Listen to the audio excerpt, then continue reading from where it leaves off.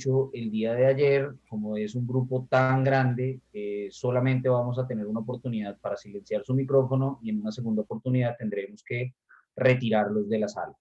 De la misma manera, también les pedimos que sean cuidadosos desde el punto de vista del lenguaje al momento de hacer cualquier tipo de intervención. Sin más, continúo. Entonces, para mí es todo un orgullo, Rosana, que nos puedas acompañar, sobre todo también desde el punto de vista de ese ejemplo de vida.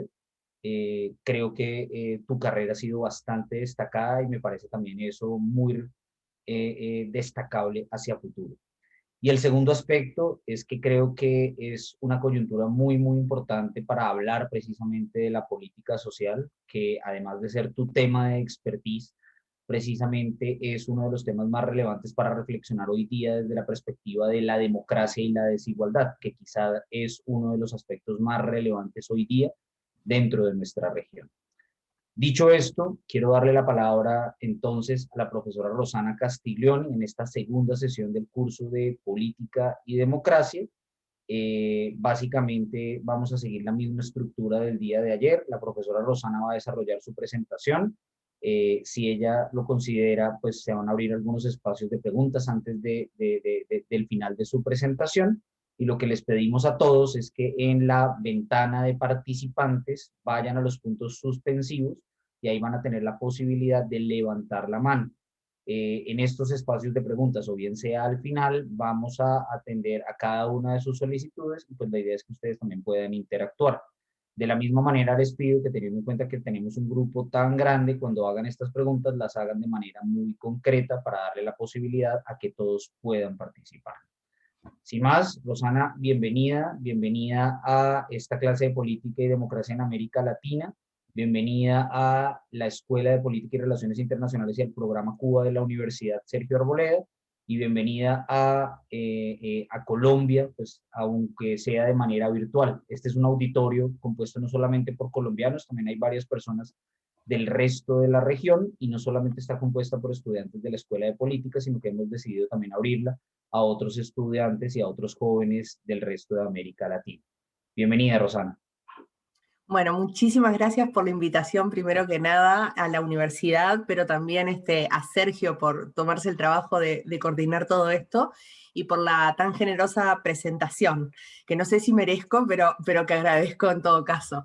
La clase de hoy lo que vamos a hacer es hablar de políticas sociales en América Latina, y si bien el tema son las tendencias generales de la política social en la región, para poder hablar de eso necesitamos primero partir por algunos aspectos conceptuales que son un poquito más aburridos, ¿no? Pero antes de eso me gustaría hablar un poco cómo me gustaría que fuera la dinámica de la clase de hoy. Voy a tratar de dejar un espacio al final para preguntas, comentarios, reflexiones, pero dado que la presentación va a estar dividida en 4 partes, cuatro secciones, lo que voy a hacer al finalizar cada una de ellas es parar un poquitito para ver si quedan dudas, si hay alguna pregunta en el tintero, etc.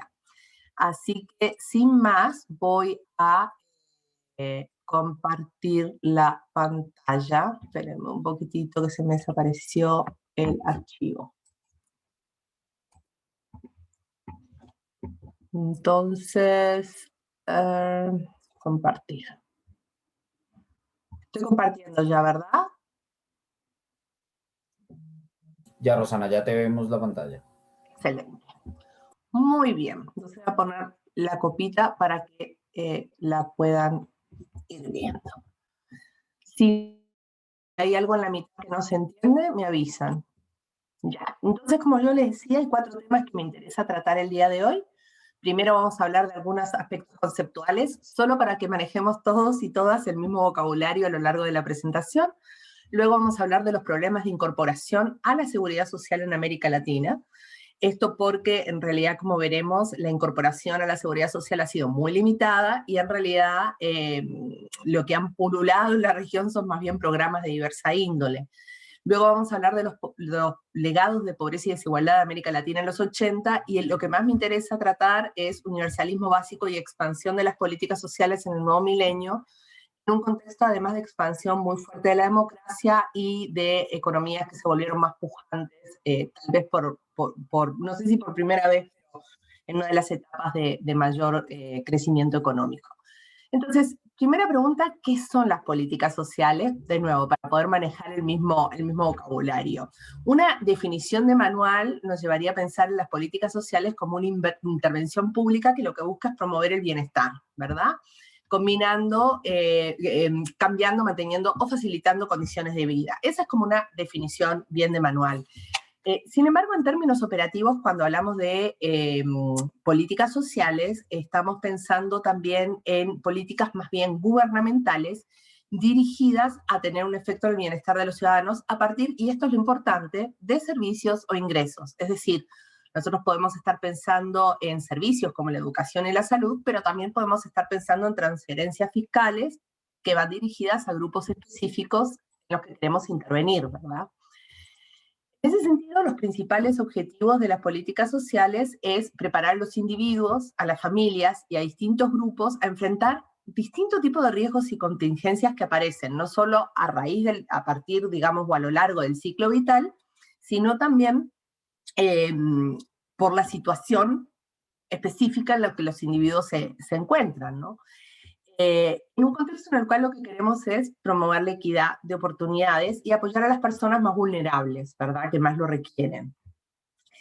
Una cosa interesante del campo de la política social es que usualmente no cae dentro del paraguas de una sola disciplina, es decir, la política social como objeto de estudio puede ser objeto de estudio de la sociología, de la ciencia política, del llamado policy science, ¿no? La gente que viene más del campo de la política pública, etcétera. Pero acá lo que vamos a hacer es darle un foco especial, y en este contexto de lo que vamos a hablar más bien es de la política de las políticas sociales. Es decir, nos interesan los factores políticos que inciden en la política social y las consecuencias políticas de las políticas sociales, pero sobre todo lo primero, ¿verdad? Cómo distintos factores políticos inciden en la política social. Una cosa que pasa con el campo de las políticas sociales, que no pasa con otros campos, o que pasa mucho menos con otros campos, es que la política social es como una especie de campo en disputa, ¿verdad? Si vos te subís a un taxi y le preguntás al taxista qué opina de el aparato reproductivo de los cangrejos, probablemente no tenga mucho que opinar, pero si tú le preguntas qué opina de la educación, de la salud, de las pensiones, todo el mundo va a tener algo que opinar, sepa o no sepa, tenga idea o no, porque las políticas sociales nos afectan a todos.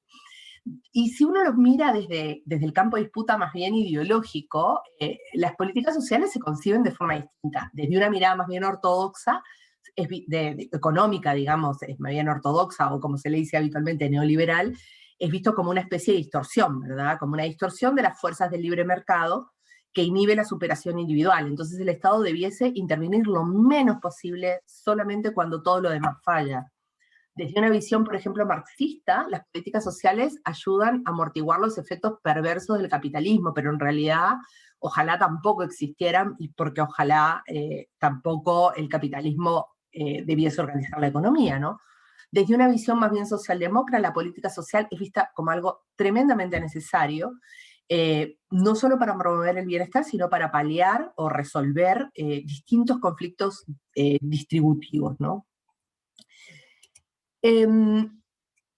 Siguiendo con este tema de que la política social es un concepto altamente disputado, más allá de que existan consensos generales en torno a estas definiciones más de manual, como yo les decía, muchas veces los aspectos ideológicos y normativos permean la forma en que vemos la política social, ¿verdad?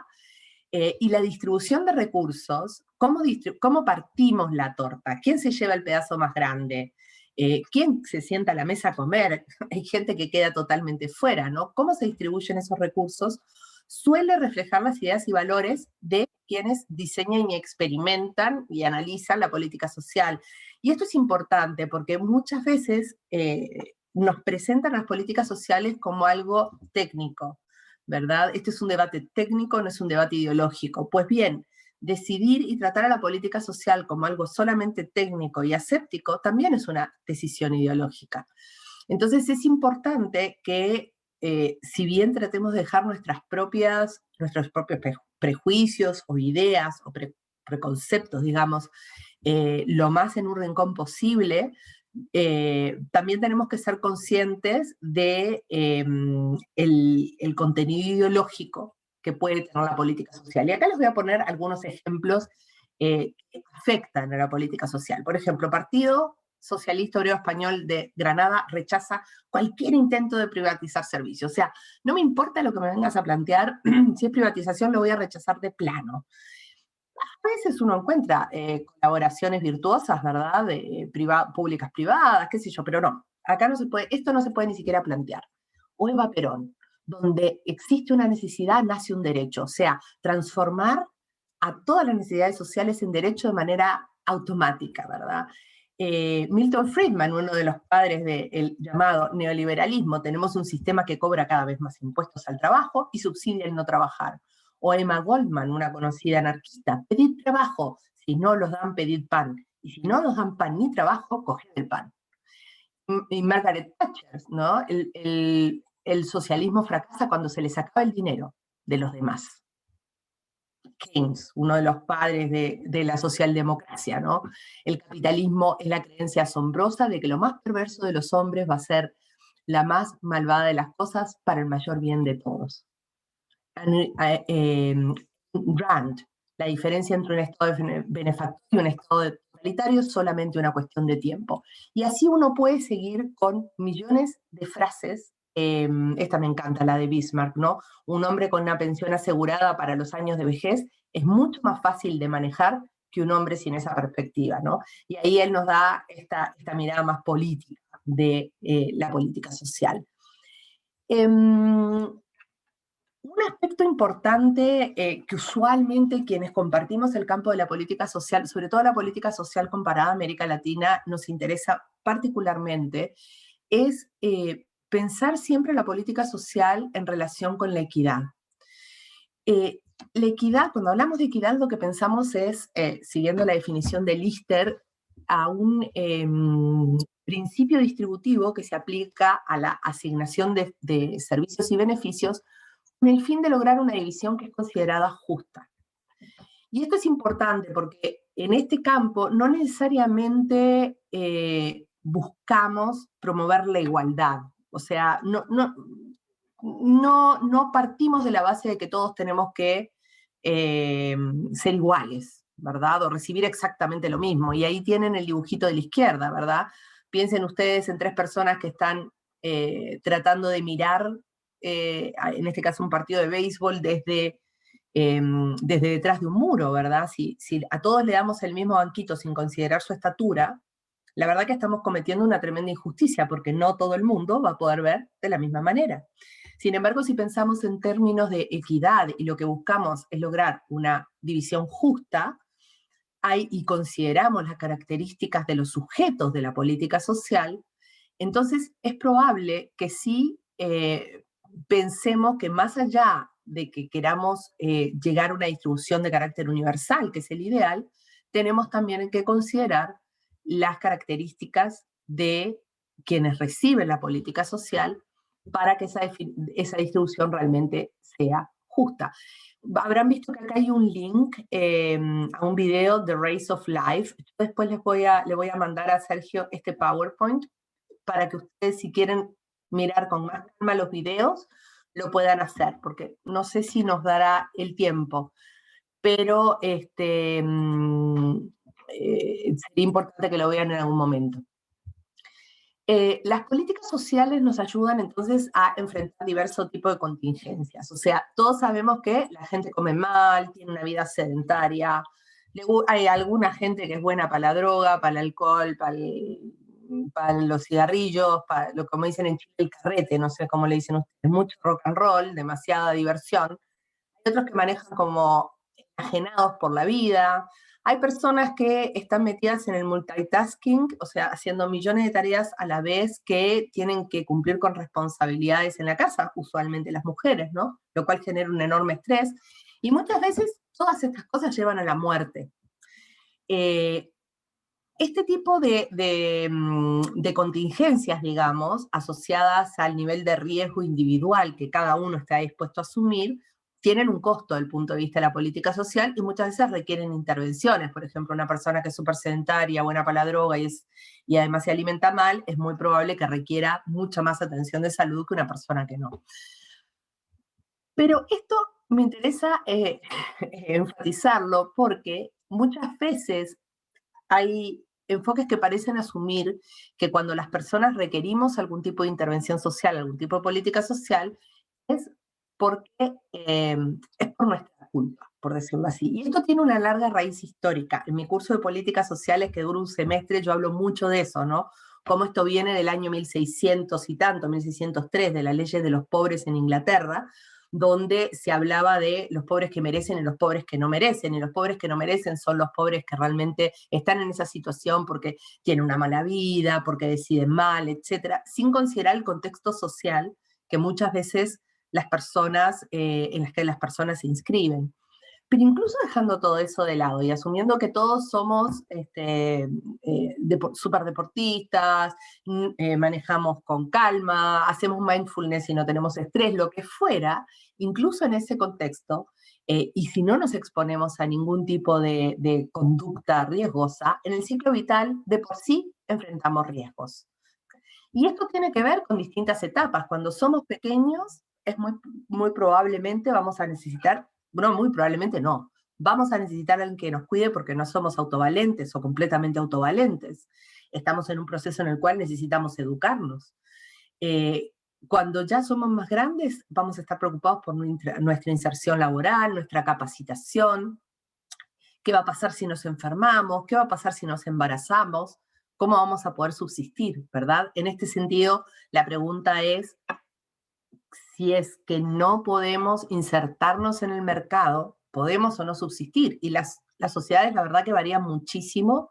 Hay sociedades en las cuales si uno no trabaja no come, y hay sociedades en las cuales si uno se enferma, tiene un accidente laboral, etcétera, va a recibir ingresos que le van a permitir vivir una vida digna hasta que pueda reinsertarse en el mercado laboral. Y cuando somos adultos mayores y ya enfrentamos una edad avanzada, también vamos a estar preocupados por el reemplazo de nuestros ingresos cuando ya no podamos trabajar. Es decir, que a lo largo de la vida vamos a enfrentar una serie de riesgos y contingencias, pero la pregunta entonces es cómo las sociedades se enfrentan estas mismas contingencias. No todas las sociedades los afrontan de la misma forma ni obtienen resultados similares. Y una de las grandes preguntas del campo de la política social comparada es precisamente cómo podemos hacer para promover buenos resultados en materia de política social o buenos outputs, y cuáles son los factores que determinan estas diferencias. En la literatura de política social lo que van a encontrar es que esto les va a parecer mucho, ¿no? Los pilares de la protección social o los pilares del bienestar. En todas las sociedades estos tres pilares están presentes, ¿verdad? En la provisión de bienestar. El Estado, el mercado y la familia. ¿Cuánto participa cada uno? Varía enormemente. Hay sociedades en las cuales el Estado cumple una función primordial en la provisión de bienes y servicios públicos, buscando esta, como yo decía, distribución más equitativa. Interviene directamente para tratar de impedir que las personas caigan por debajo de la línea de pobreza, por ejemplo, y no solamente intervienen cuando la persona ya se fue por el barranco.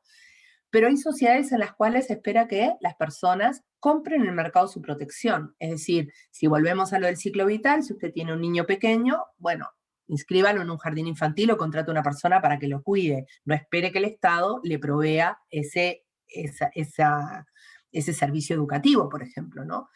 Y hay otras sociedades en las cuales, lamentablemente, lo que queda es la familia, ¿no? Pensemos en algunos países de América Central, donde el Estado es muy débil, donde las personas no tienen capacidad de pago, no pueden comprar la protección en el mercado. Entonces, esas familias que requieren cuidar a los niños pequeños, lo más probable es que terminen pidiendo la ayuda a la abuelita, a la tía, a la hermana, porque además son sociedades que son altamente familiarizantes. Entonces, las redes familiares son las principales redes para apoyar a estas familias que lo requieren, y el Estado interviene poco y nada, ¿no? Y hay algunos que dicen que en realidad esto más que un círculo debiese ser un cuadrado, porque hay sociedades en las cuales hay una sociedad civil muy fuerte, que es capaz de desarrollar un llamado tercer sector, ¿no? Por ejemplo, organizaciones no gubernamentales, etcétera, o asociadas a la cooperación internacional, sobre todo en países en vías de desarrollo, que cumplen un rol también importante, ¿no? ¿Cuánto pesa cada uno de estos componentes? ¿Cuánto pesa el Estado, el mercado, la familia o incluso el tercer sector? Eso es una pregunta empírica. Varía enormemente de un país a otro, y una de las preguntas que solemos hacernos en este campo de estudio es ¿por qué? Respecto a los objetivos de la política social, lo que buscamos es entonces proteger contra riesgos y contingencias asociados a distinto tipo distinto tipo de contingencias, tales como la vejez, el desempleo, la enfermedad, el embarazo, el nacimiento, etcétera, promover la equidad de oportunidades y apoyar a las personas más pobres y vulnerables. Y eso lo hacemos a través de distintos tipos de instrumentos de política pública o de política social, tales como las pensiones, las políticas de cuidado, las políticas de salud, etcétera, etcétera, etcétera.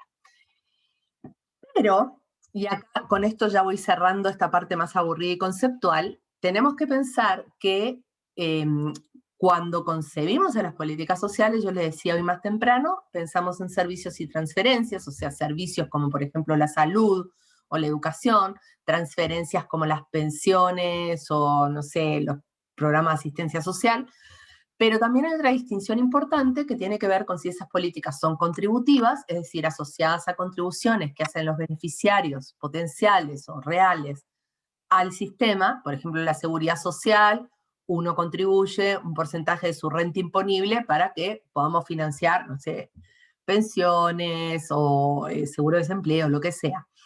Y las no contributivas, es decir, aquellas que no requieren aporte de los individuos para recibir el beneficio, por ejemplo, la educación pública. Uno recibe ese servicio, el servicio educativo, independientemente de su capacidad de pago, ¿verdad? Creo que voy a parar por acá en la parte conceptual y voy a volver a ustedes para ver si hay alguna pregunta. ¿Me ven, no? ¿Verdad? Sí. Si hay alguna pregunta, duda o comentario hasta ahora, y si no, sigo.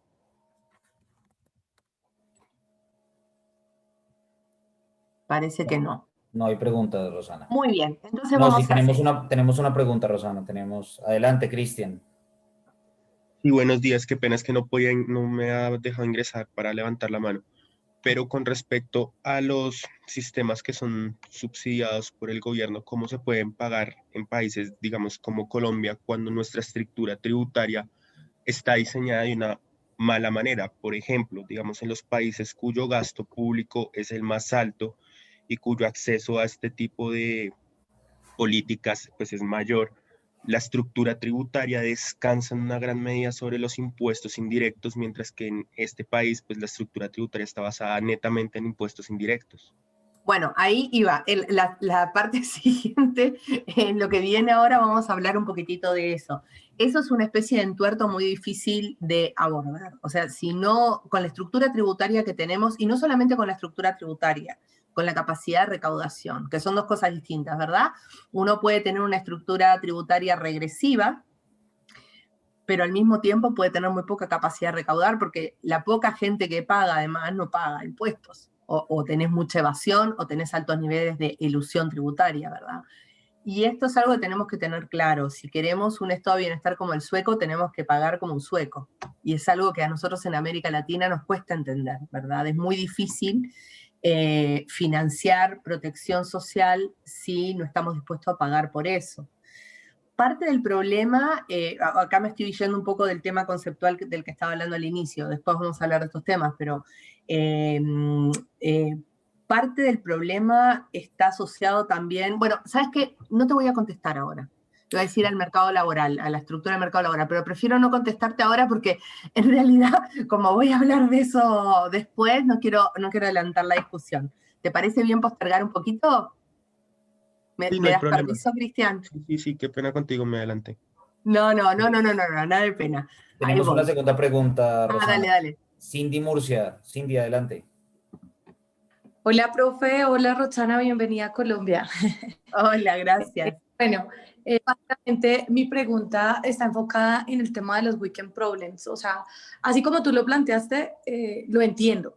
Pero lo que yo pienso es que a través de las políticas sociales, ¿de qué forma podemos mejorar esos weekend problems? Porque obviamente varían de acuerdo a cada país o de acuerdo a las necesidades o de acuerdo, bueno, cada cosa tiene su importancia y tiene su relevancia en diferentes países. Entonces yo pienso que nosotros desde la parte académica o bueno, las personas que tal vez estamos interesadas en estos temas, ¿de qué forma podremos como dar solución sin... No, me parece que los subsidios son un desgaste, o sea, es decir, la gente se acostumbra a vivir de subsidios, o sea, no está bien, hay que trabajar. Uh-huh. Bueno, en realidad la evidencia empírica muestra que no es tan así. Cuando, por ejemplo, se adoptaron todos estos programas de transferencia condicionada en América Latina, que es un invento más de los 2000, ¿no? Que parten con gobiernos conservadores en México y en Brasil, y luego se empiezan a expandir.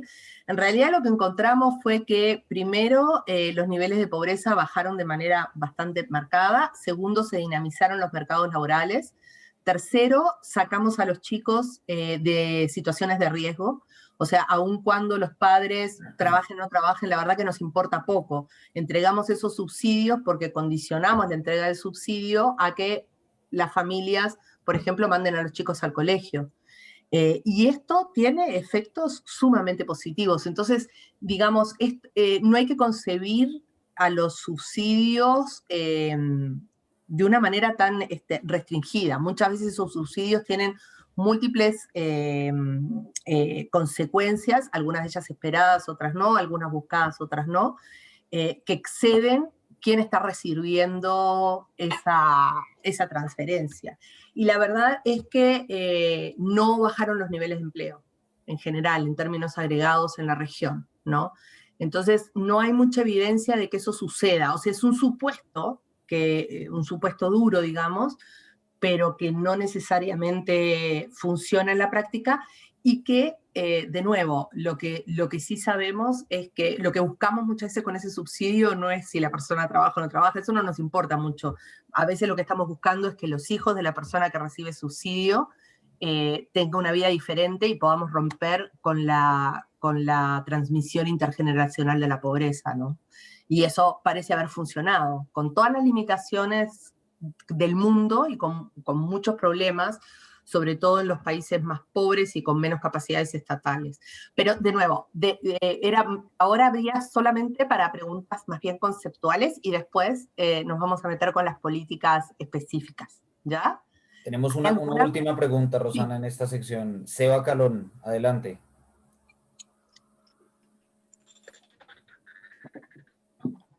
Doctora Rosana, buenos días. Hola, Seba. ¿Usted considera que, digamos, buenos días, ¿usted considera que la estigmatización hacia las políticas sociales, hacia, digamos, el tema de los subsidios, por digamos, algunas personas, en su mayoría neoliberales extremistas, han hecho que el tema de políticas sociales sea algo que no se cumpla en muchos países de la mejor manera, de una manera débil, que las políticas sociales no se puedan llevar a cabo por esta estigmatización por algunos sectores? Mira, yo primero no sé si estoy tan de acuerdo que son solamente personas neoliberales extremas las que creen que la entrega de subsidios, digamos, uno deba verlo. O sea, no es que sean malvados sin corazón, con colmillos y cuernos, digamos, por decirlo de una manera así como, podría haber buenas razones, digamos, para pensar que yo, por ejemplo, un tipo de argumentos que a veces me compro es gente que dice, bueno, tenés un sistema altamente clientelar donde los políticos usan los recursos públicos como si fueran los dulces que le dan a sus niños, y entonces tenemos que tener sumo cuidado de qué cantidad de recursos, digamos, permitimos o estamos dispuestos a entregarles para que repartan, ¿verdad? Porque no prima un criterio justamente como el que yo nombraba antes, de tratar de llegar a una distribución más justa, sino que lo que muchas veces se hace es, digamos, la estructura de incentivos está pensada como para que consigamos, digamos, ampliemos la base de apoyo de los partidos o de los líderes más que promover el bienestar, ¿no? Pero es cierto lo que vos decís, y hay una raíz histórica en todo esto, que yo decía, venía muy asociada hay un legado histórico asociado a cómo vemos las políticas sociales, ¿verdad? Y en la tradición más derivada del sistema inglés en sus orígenes, era precisamente esa, en la corte de Elizabeth, ¿no? Y entonces en ese momento, por ejemplo, cuando se entregaba protección social, estaban estas working houses, que les llaman las casas de trabajo, que eran unos lugares hórridos, espantosos, patéticos, olían mal, te maltrataban, porque justamente estaba la idea de que los que recibían este tipo de ayuda no merecían ser ayudados. Entonces, este estigma tiene una raíz histórica. Yo creo que a veces, para ir a la última parte de tu pregunta, la política social no funciona a veces por los prejuicios que pueden tener las personas, pero muchas veces por otras cuestiones más estructurales. Yo tiendo a pensar que el problema es más estructural. ¿Y qué es lo que vamos a ver ahora si no hay más preguntas? Listo, adelante, Rosana, muchas gracias. Le doy nomás. Entonces, seguimos. Yo les decía que, bueno, uno podía pensar en transferencias y servicios, si son contributivas o no contributivas. Ahora me voy a meter solamente en una parte, en un componente central de la política social, que es la seguridad social, que en América Latina tuvo un desarrollo muy limitado, pero que en teoría tendría 5 pilares, si es que estamos hablando de sistemas más generosos, ¿no? Por un lado, lo que buscamos con la seguridad social es cubrir riesgos profesionales, la salud, por ejemplo, y las pensiones, ¿no? Bueno, los riesgos, digamos, asociados a la vejez, a la invalidez y la sobrevivencia, en el caso de la viudez, digamos, en concreto, la atención de salud y los accidentes laborales y las asignaciones familiares y, por último, los subsidios de desempleo. Esto sería un sistema de seguridad social más o menos razonable. Pero en realidad lo que nos pasa en la práctica en América Latina es que esto es Disney World. Y en realidad no necesariamente lo tenemos en la realidad, ¿verdad? No todos los países latinoamericanos han sido capaces de incorporar a todos estos pilares, y lo que encontramos es que aun cuando se incorpore alguno de estos pilares, porque todos los sistemas tienen, no sé, sistema de pensiones o atención de salud asociada a la seguridad social, aun cuando esto ocurra, encontramos enormes variaciones en los niveles de beneficios y las coberturas. Entonces, acá lo que tienen a la izquierda es un mapa, muchas de estas figuras que van a ver son corta y pega de lo que aparece abajo en fuentes, ¿no?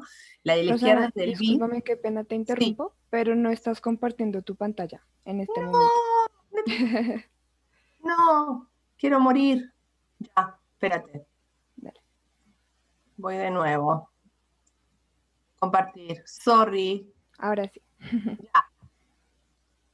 Solamente, esta era la que había mostrado antes, que eran los pilares de la seguridad social. Esos se perdieron, así que no es nada. Entonces, como yo les decía, lo que ven a la izquierda es un mapa de la seguridad social en niveles de cobertura. Lo que me interesa es que presten más bien atención a el monito que está aquí, que es el que aparece en el globito donde dice promedio latinoamericano, que aparece con 39%, arriba a la derecha. Ese es el porcentaje de mayores de 65 años que reciben una pensión contributiva, ¿ok? Y fíjense ustedes los niveles de cobertura en América Latina, son muy bajos. En algunos lados bajísimos, por ejemplo, en Paraguay hay un 16.9% de población cubierta. Y esto dista muchísimo a países como Uruguay o Argentina, donde la cobertura gira en torno al 90%. Estos son Argentina, Uruguay, Chile y Brasil, los países pioneros en términos de seguridad social, pioneros porque empezaron muy temprano a construir sus estructuras de seguridad social y estas se desarrollaron bastante a lo largo del tiempo en términos digamos, latinoamericanos. Miren ustedes lo que tenemos a la derecha, que es el porcentaje de la población pensionada en la OSD, y miren la diferencia. O sea, en la mayor parte de los países lo que tenemos es un 100% de cobertura. Entonces, me parece que es interesante ver la diferencia, porque cuando nos preguntamos por qué tenemos estas limitaciones en la seguridad social en América Latina, nos vamos a encontrar con una serie de aspectos que en estos países que tienen 100% de cobertura no están presentes. El primero es la estructura del mercado laboral. En América Latina tenemos mercados laborales altamente informales. Aún en aquellos países que tienen altos niveles de formalidad, el porcentaje de informales es muy alto, ¿verdad? Entonces, aquí, si ustedes ven, por ejemplo, a la derecha está Chile, que es uno de los países que tiene mayor porcentaje de formalidad, y aún así, si el 20% de los asalariados son informales, y el 11% son personas autoempleadas con bajo nivel educativo, ¿verdad? A eso hay que sumarles a veces los asalariados formales sin contrato, o los asalariados, por ejemplo, que tienen un trabajo formal pero de carácter temporal, que es el caso de Chile. Por ejemplo, Chile tiene un mercado laboral altamente formal pero tremendamente precarizado, ¿verdad? Y ahí es donde vemos por qué la gente está furiosa en la calle tirando cóctel Molotov.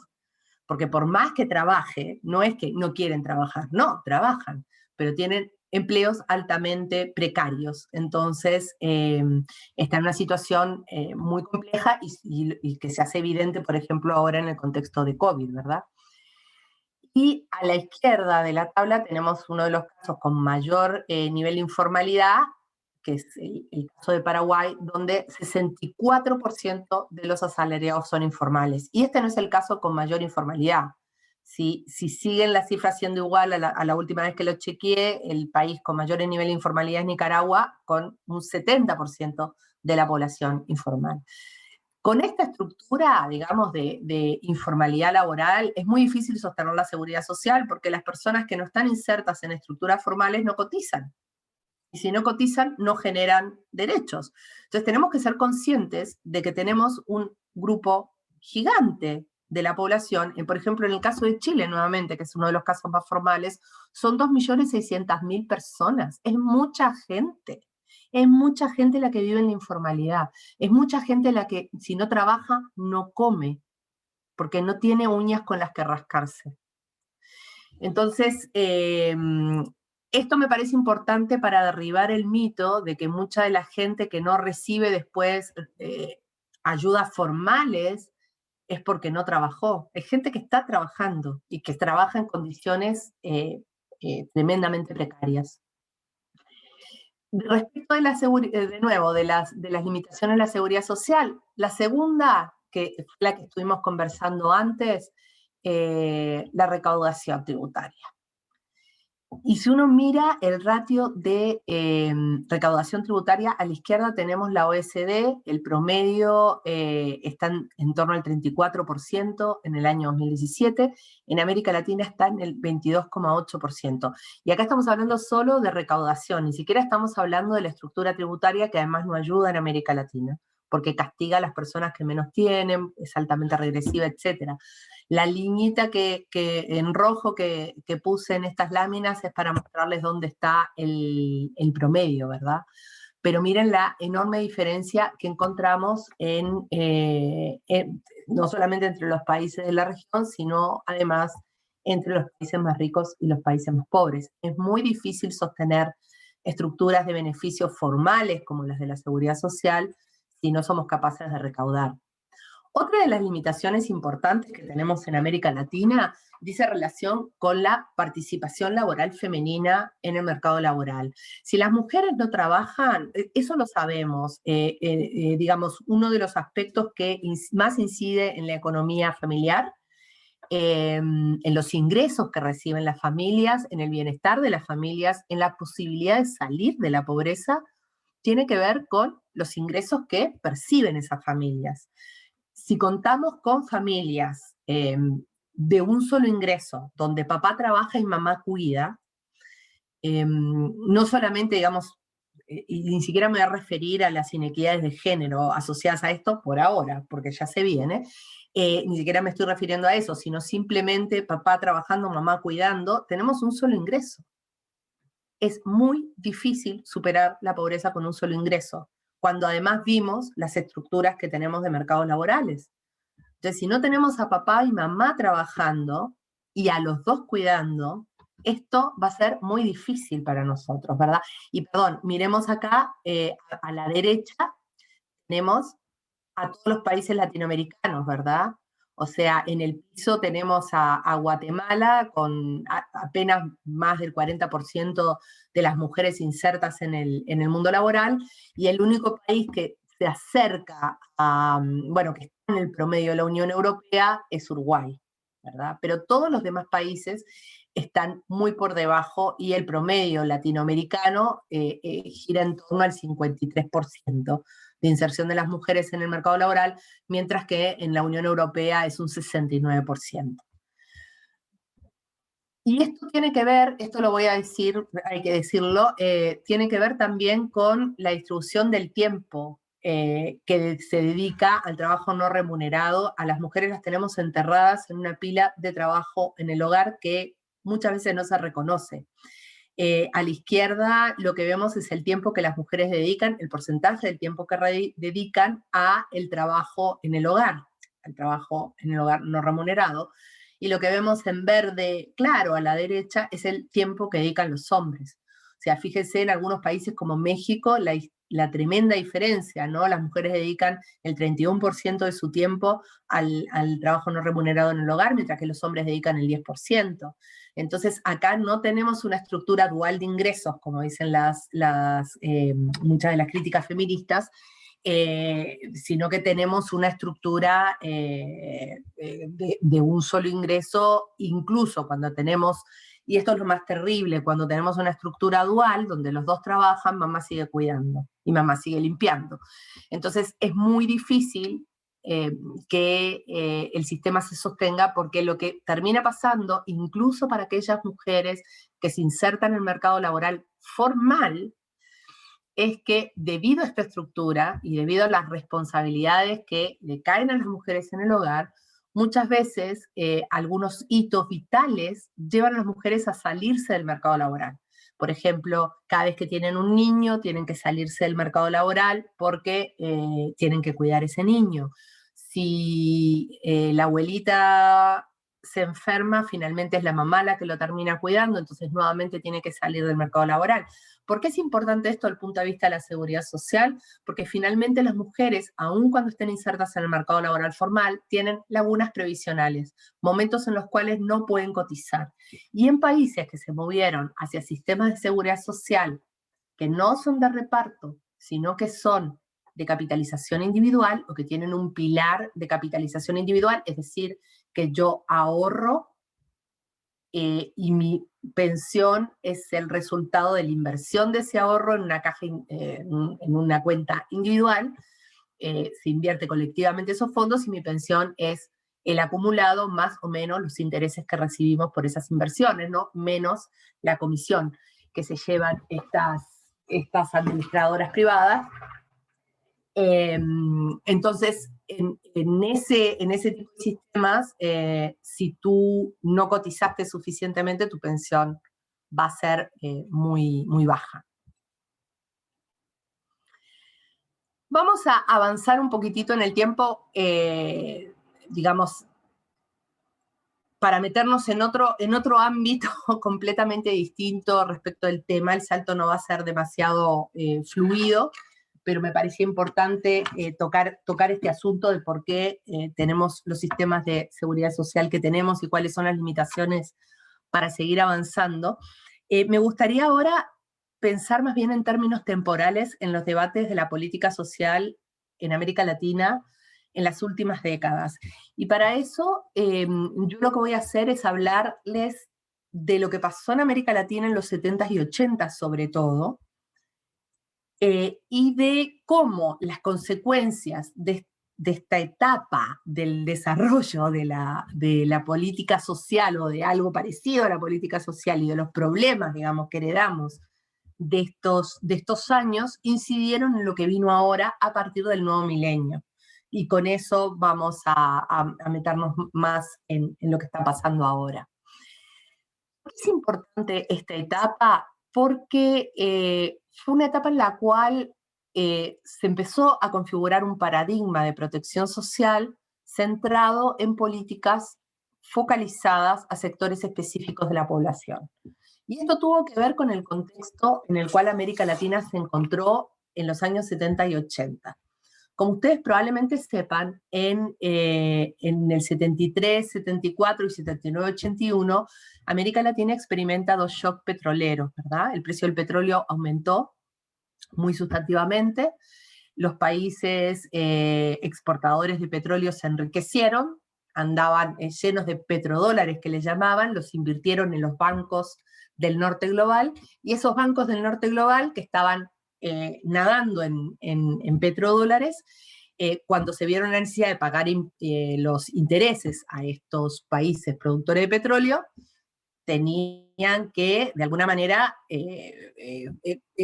prestar este dinero y se volcaron a los países menos sofisticados de América Latina.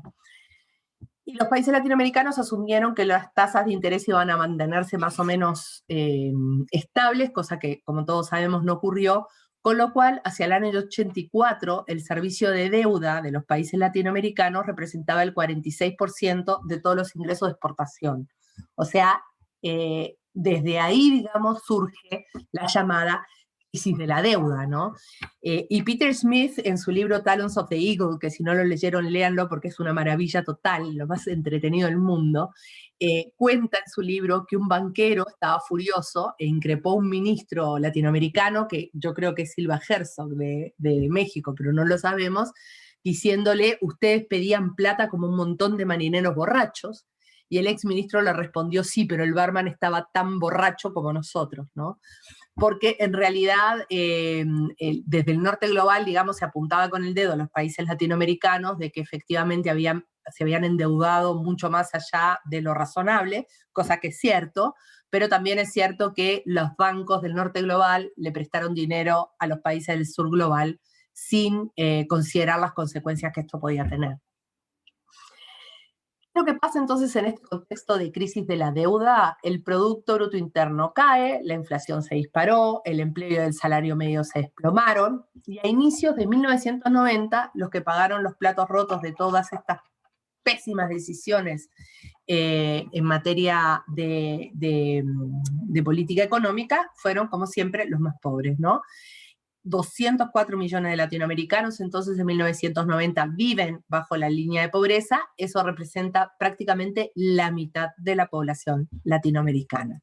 O sea que América Latina era una lágrima en ese momento, los niveles de desigualdad aumentaron de manera muy marcada, y finalmente en países que tenían estados débiles y políticas sociales insuficientes, esto se tornó en un problema mayor. Como siempre ocurre, cuando pasan estas cosas, entonces los niveles de pobreza, como yo les decía, aumentaron de manera muy marcada. Miren, entre paréntesis están los porcentajes, arriba de los porcentajes aparecen los números absolutos, pero fíjense ustedes cómo desde 1980 comienza a aumentar los niveles de pobreza y sobre todo los niveles de indigencia, ¿no?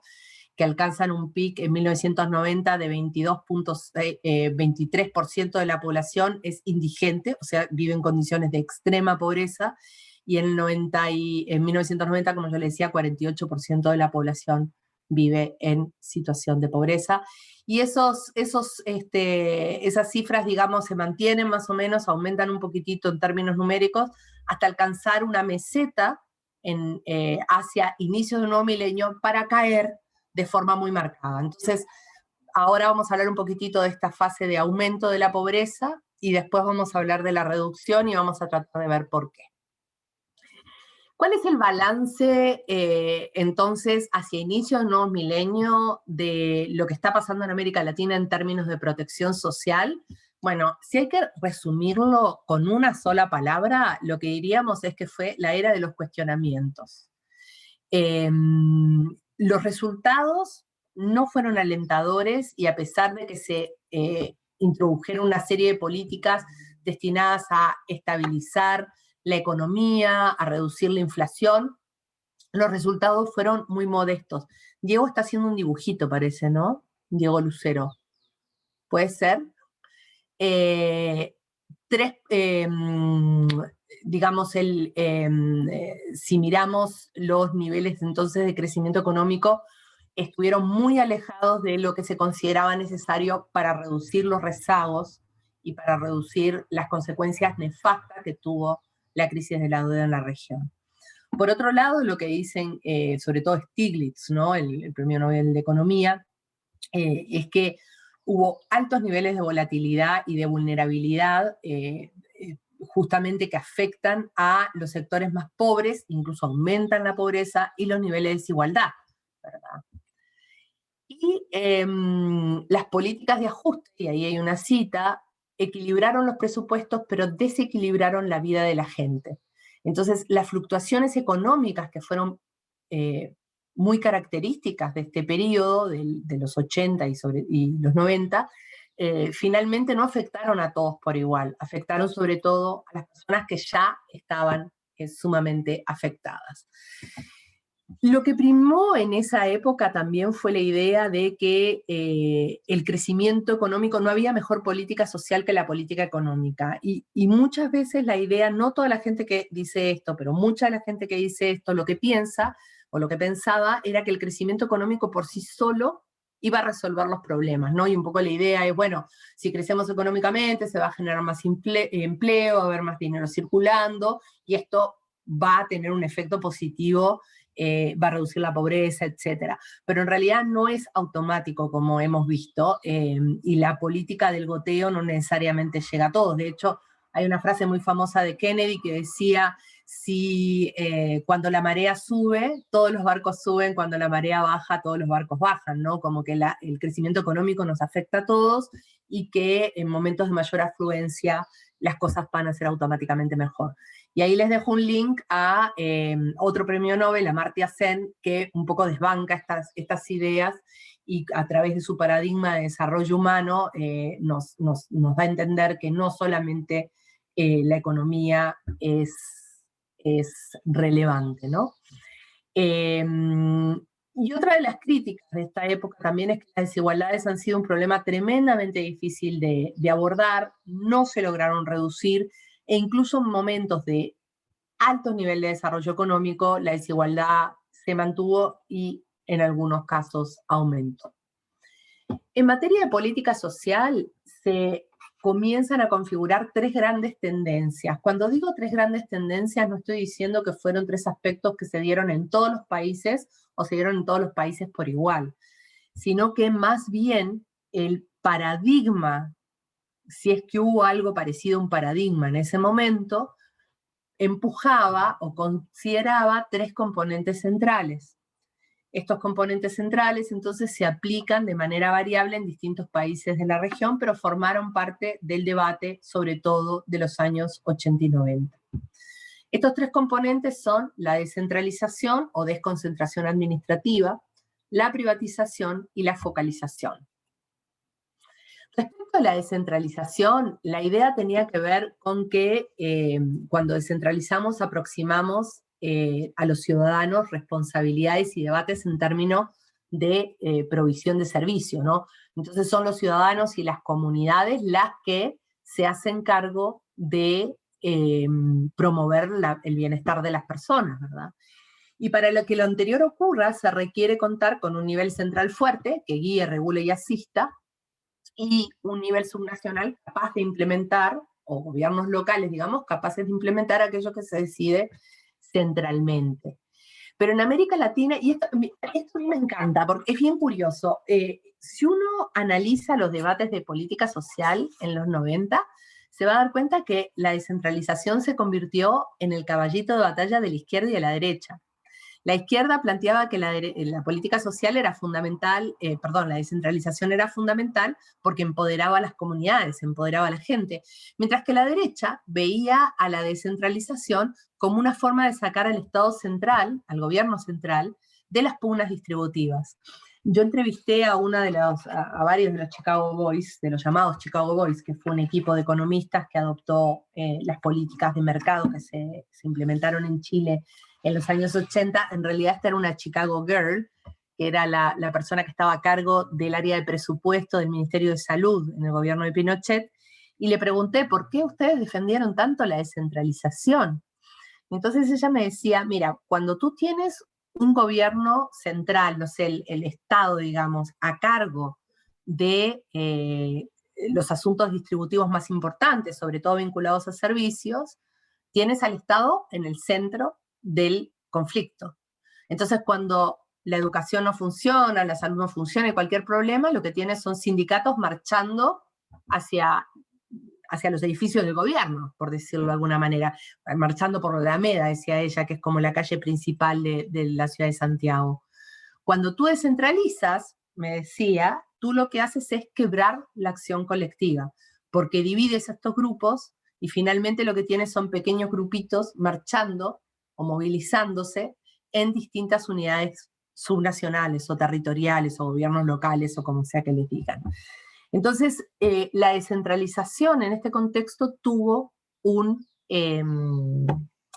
componente político, altamente político, digamos. La idea era quitar al Estado de las pugnas distributivas. Otro componente central del paradigma en esta época fue la privatización. La idea era, para quienes promovían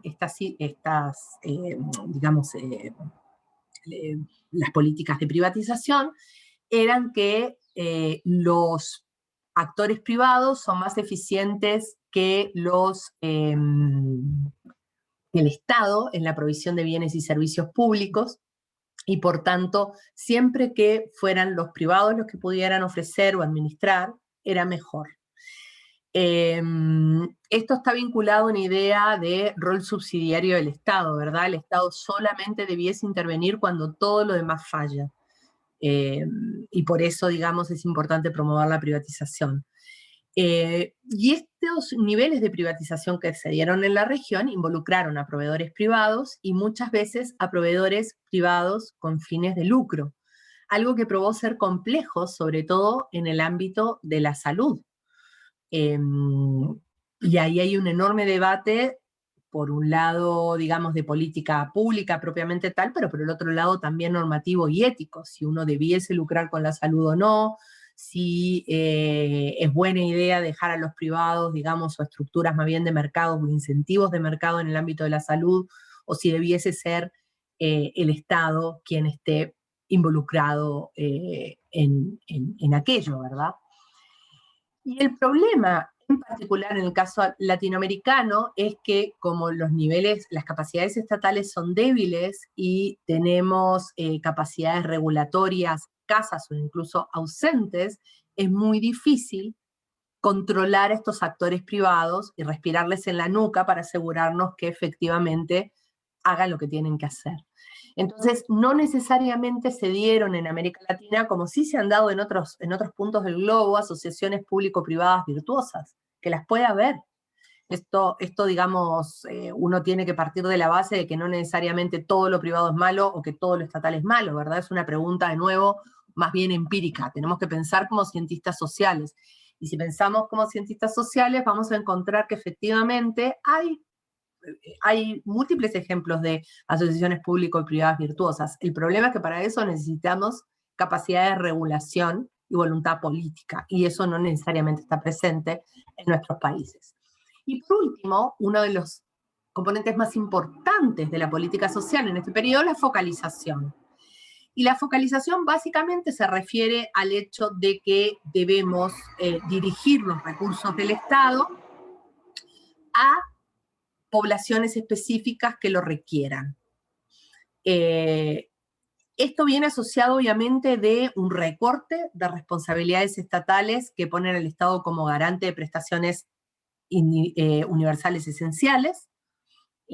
Esto se daba de manera muy limitada en América Latina, pero algunos países iban en esa dirección. Esto, o este paradigma al menos, en torno a que el Estado debiese dirigirse hacia prestaciones universales esenciales, iba en bajada en los años 80.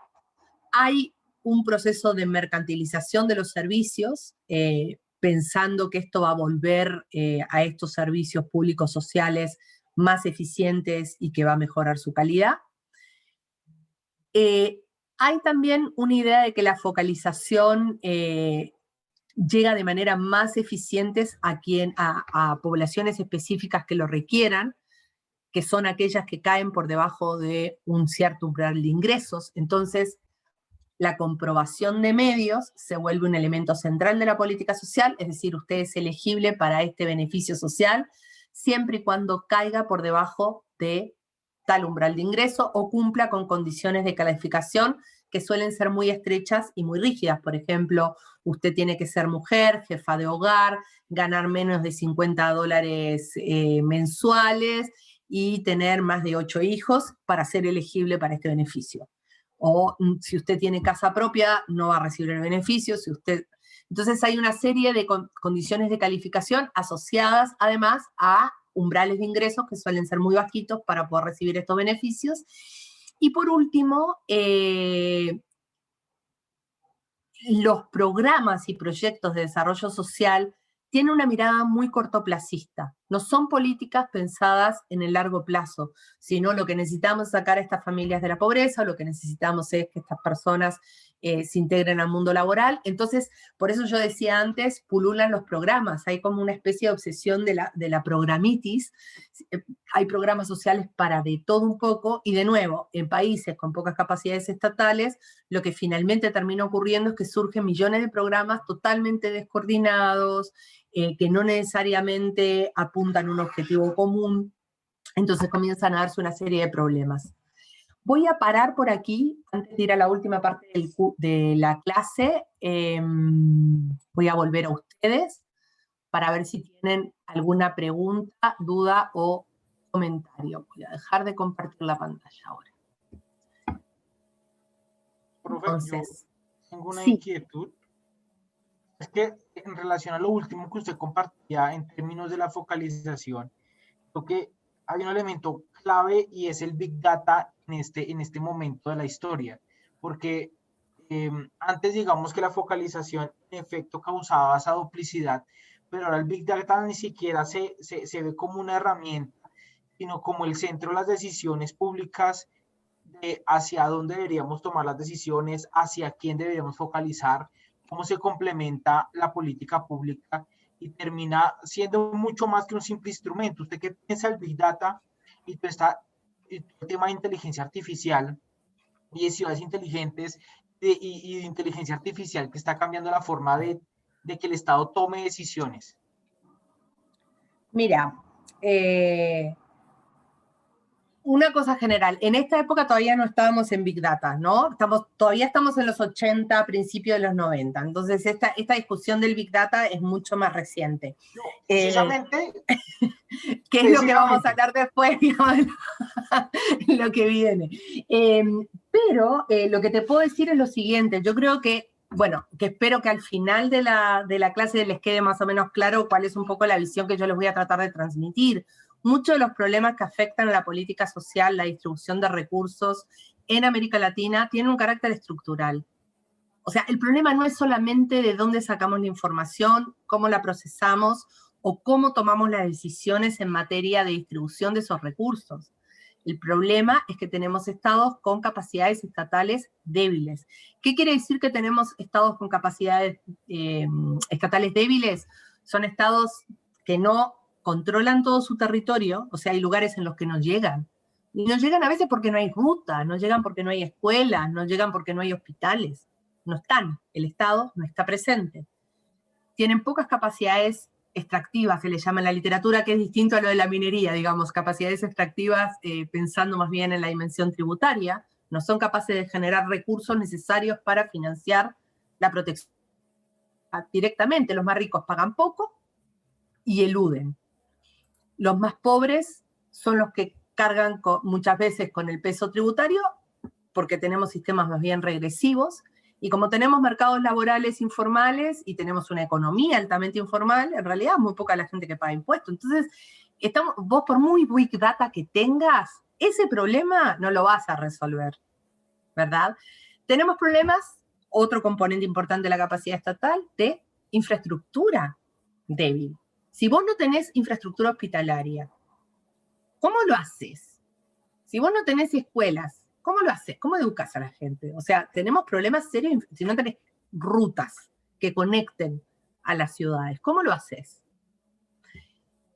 Y otro componente de las capacidades estatales que es sumamente importante es tener una burocracia que puedas utilizar. O sea, que tengas una burocracia al servicio del Estado capaz de desarrollar las funciones para las cuales fue contratado. Y esto, que parece tan evidente, no necesariamente funciona. Y ni que hablar de las capacidades del Estado, por ejemplo, de fiscalizar. Porque yo creo que podría funcionar. O sea, yo no soy, mirá que no estoy así como en contra de cualquier cosa privada, de la privatización, y de nuevo, yo no veo a la gente que está a favor de eso como con cuernitos y cola. Pero para que eso funcione necesitamos capacidades regulatorias, necesitamos fiscalización, y eso tampoco se da en la realidad. Entonces, si vos me preguntás a mí qué pienso del Big Data, es como que me preguntes, estemos hablando de políticas alimentarias y me preguntes por la distribución de platos.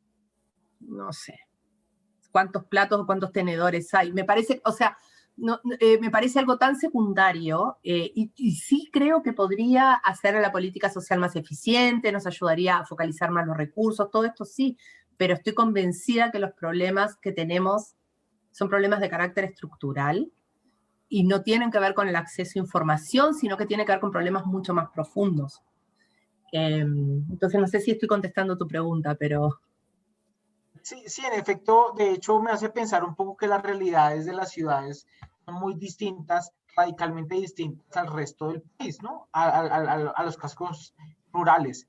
En Bogotá pasó algo particular y es con todo este tema de la pandemia, bueno, a nivel nacional también, ya que en un momento de mucho estrés institucional donde teníamos que entregar recursos, habían casos muy particulares donde habían familias que recibían 3 o 4 subsidios distintos, mercados y demás, y en el mismo conjunto, en el mismo barrio, con personas de las mismas necesidades, no les llegaba ningún tipo de ayuda, ni siquiera les llamaban.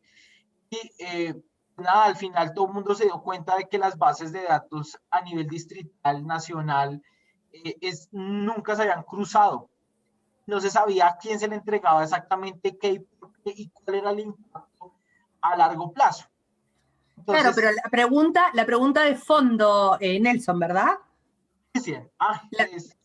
Cristian. Cristian, perdón. La pregunta de fondo, Cristian, es ¿por qué tenemos estos problemas en los datos? ¿Por la estructura misma de los datos? ¿Por la forma en que los obtenemos? ¿O es un problema más profundo respecto de las estructuras burocráticas del Estado y la capacidad que tenemos de trabajar con ellas? Y yo creo que es lo segundo y no lo primero. ¿Me entiendes? O sea, no estoy diciendo que lo primero no es importante, pero le está sacando demasiada punta al lápiz. Yo quiero hablar del lápiz, no quiero hablar de la punta del lápiz. ¿Se entiende? Entonces, nada, creo que la conversación es más estructural. ¿Alguna pregunta? Gracias. Una pregunta de Jimena. Sí, buenos días. En el caso, por ejemplo, de las transferencias condicionadas, en Perú se daban bastante. Antes del COVID era prácticamente una condición fundamental para dar un programa social. Pero en el caso del COVID, ¿cómo sería, dado que la condición era, por ejemplo, que los niños recibían alguna transferencia con la condición de que ellos demuestren la matrícula escolar o que vayan a chequeos nutricionales? Entonces, si el paradigma ahora del COVID es no salir de casa y en el momento adecuado mantenerte el tiempo que más puedas en tu casa, ¿cómo sería ahora la transferencia condicionada? O sea, ¿habría una limitante?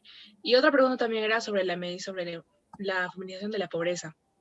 Medimos, al menos Perú, mide el consumo, la pobreza monetaria, lo utiliza en función de los ingresos de cada hogar. Entonces había una crítica, la crítica feminista era que las mujeres no ganan en tal hogar. Es como si todos los miembros del hogar ganaran lo mismo, pero las mujeres no ganan lo mismo. Entonces se proponía una medición individual, donde se midiera el gasto por cada persona. Entonces ya podríamos tener un indicador más específico de cuánto gana una mujer. El problema es que la mujer también gana, pero gasta en función no solamente de ella, sino también de los hijos, por lo cual ya no invierte en sí misma o en su educación o en su profesión, sino que tiene otros gastos que la hacen un poquito más pobre. Entonces, ¿cómo podría ser la medición para para evitar la feminización de la pobreza, al menos para tener datos más exactos? Gracias. Sí, mira, con respecto a lo primero, a mí el caso de Perú me parece súper interesante e intrigante, porque si uno mira en el papel, Perú hizo todo bien, pero le salió todo mal, ¿no? O sea, estoy caricaturizando, pero de alguna manera si uno mira la respuesta del gobierno al COVID fue temprana en comparación con otros países latinoamericanos, tendió a ser más generosa que otros países en niveles de ingresos similares, y sin embargo hubo enormes problemas para que la ayuda llegara de manera eficiente, entre comillas, a la gente, ¿verdad? Y no quiero ser monotemática, pero yo creo que esto nos muestra de nuevo la importancia de estas capacidades estatales. O sea, hay enormes problemas para que la ayuda llegue a la gente, y son problemas de carácter a veces organizacional, tienen que ver con cómo funciona el Estado, tiene que ver con el hecho de que no siempre la ayuda va a llegar a donde tiene que llegar. Pensar que, digamos, la comprobación de medios para recibir este tipo de los PTCs, digamos, no siempre funciona en América Latina. Yo no hice nunca estudio de campo en Perú, así que no quiero pronunciarme mucho respecto de eso, pero sí hice estudio de campo en Paraguay el año pasado.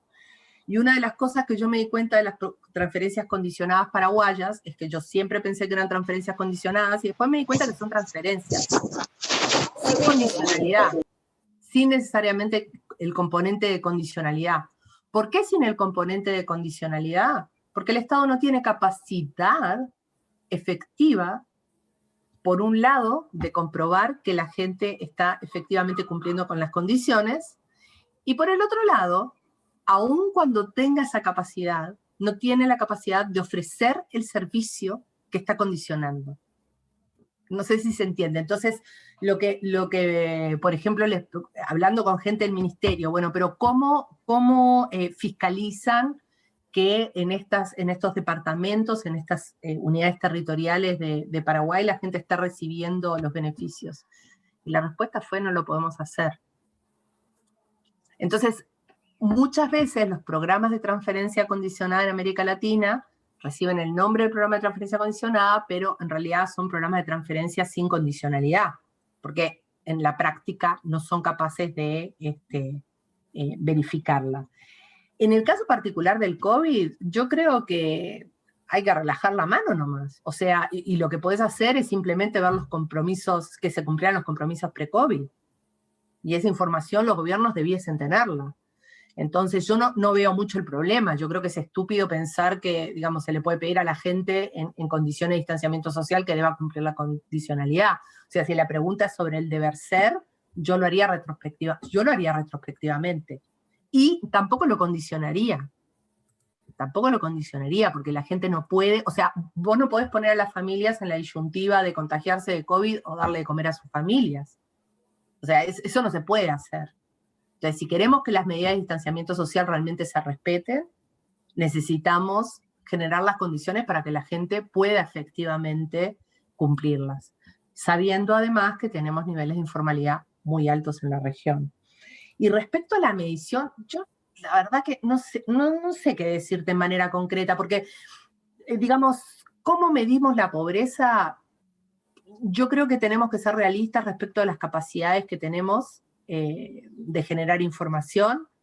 Tenemos que ser realistas respecto de a quiénes queremos llegar, y a veces lo perfecto es enemigo de lo bueno. A veces no necesitamos inventar estas fórmulas súper complejas cuando sabemos que tenemos bolsones de pobreza súper importantes, ¿no? Entonces, yo no sé, y yo creo que además varía muchísimo de qué capacidad tenemos de generar información en cada lado, qué capacidad tenemos de llegar a las distintas poblaciones objetivo. Entonces yo no sé si tengo una respuesta general de esta es la forma que deberíamos usar para medir la pobreza, ¿no? Sí me gustan más las las definiciones multidimensionales de la pobreza, eso estoy convencida, o sea, medir pobreza solo por ingresos no me parece razonable. Yo creo que debiesen incorporarse otro tipo de variables también a la ecuación. Pero bueno, pero tenemos, o sea, Speaker identificó más de 30 definiciones de pobreza distintas que se traducen en operacionalizaciones diferentes, o sea, y yo creo que como vamos a ver ahora cuando hablemos de lo que viene en la próxima lámina, que es el universalismo básico, yo creo que esto tiene que estar adaptado a la realidad de cada sociedad, que no tenemos que tener un concepto o una forma de medición que se aplique a rajatabla en todos lados, ¿no? Rosana, tenemos 3 preguntas más, si te parece recojamos las 3 preguntas. Sí, y 4. Veo 4 manitos. 4 sí, personas. Mejor que hagan las 4 preguntas juntas y mejor, capaz. Jenny Jaramillo, adelante. Buenos días a todos y a todas.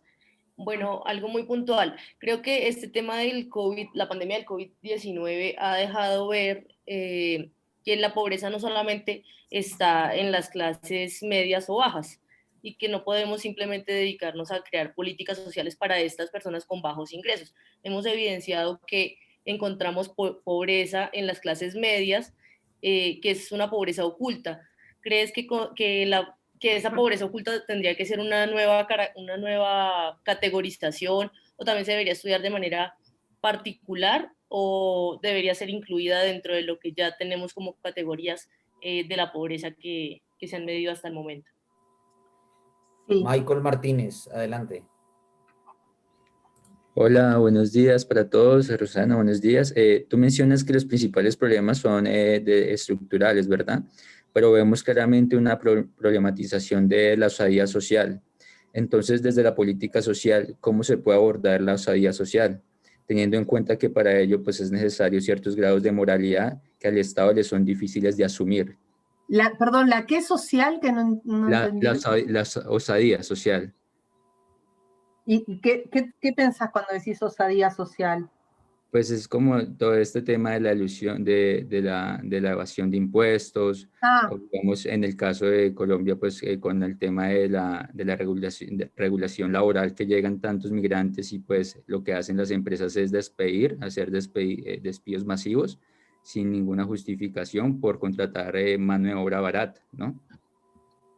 Ok, gracias. Vamos con Alejandro Ramet. Muy buenos días, doctora. Mi pregunta es más general. Simplemente, ¿por qué seguimos con la premisa de que hay que afianzar instituciones y aparatos estatales, cuando en realidad, por ejemplo, o sea, yo que estoy en comunicación con gente de mi edad, ya sea en Bolivia, en Argentina, en Chile, todos tenemos el común denominador de que desde que tenemos uso de razón, doctora, siempre el Estado en sus diversas formas y representaciones siempre se ha caracterizado por ser inoperante e ineficiente. Siempre que desde que tenemos uso de razón, la gente que accede a cargos públicos, ya sea por elección popular o por concurso público, lamentablemente no tiene la suficiente conciencia y no tiene la moralidad y no tiene tampoco el patriotismo para servir y para servir a su país y a la gente, a los usuarios, sino más bien tiene la conciencia de que ingresa a este cargo público para obtener algún fin o beneficio propio. Y la situación en verdad en Perú es más grave de lo que quizás usted pueda entender.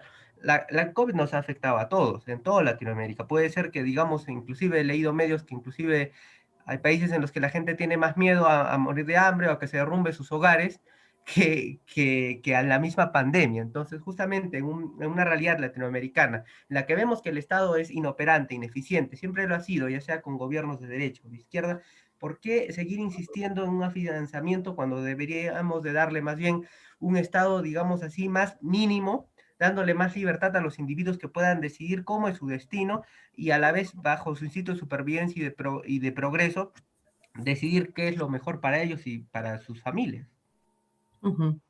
Y Gracias, finalmente Alejandro. Luis Alejandro. Buenos días.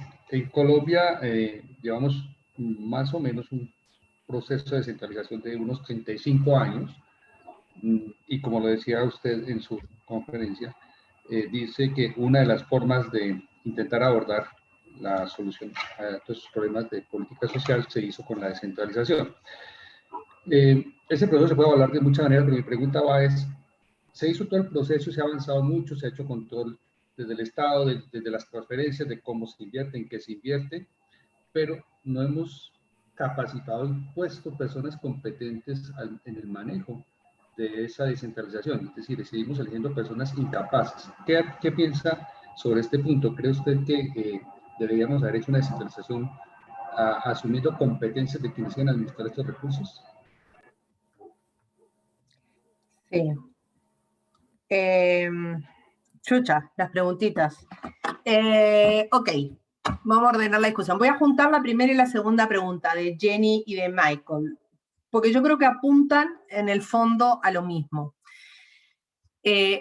Una cosa interesante que pasó en América Latina, vamos a ver ahora, yo les mostraba las cifras de pobrezas y uno ve que desde el 2002 en adelante la pobreza en América Latina cae de manera estrepitosa. Entonces uno podría decir, yujú, ¿no? Lo logramos reducir la pobreza, y yo creo que es un motivo para ponerse contentos y para efectivamente reconocer que hemos avanzado muchísimo. Sin embargo, concomitantemente, la reducción de la pobreza provocó el aumento de los sectores de ingresos medios. No estoy hablando de clases medias, estoy hablando de sectores de ingresos medios.